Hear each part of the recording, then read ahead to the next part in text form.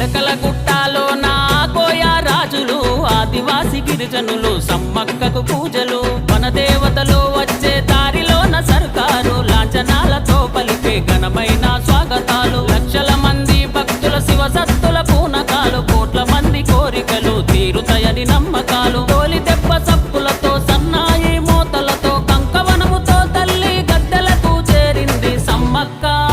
మా